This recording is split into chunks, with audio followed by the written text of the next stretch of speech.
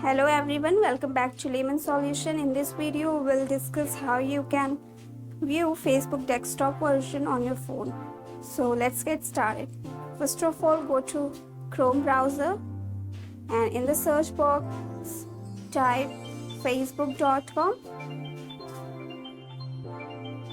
Enter your login credentials here.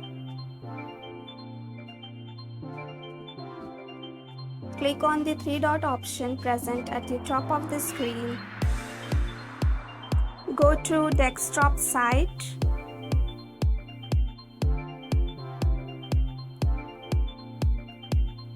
This is the Chrome version of Facebook, but this is not the desktop version. For that, you need to once again enter facebook.com.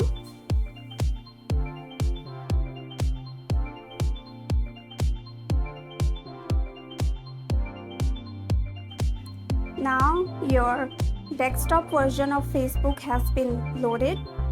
In this way, you can view the desktop version of Facebook on your phone. So this was the video. I hope you liked it. Thank you very much.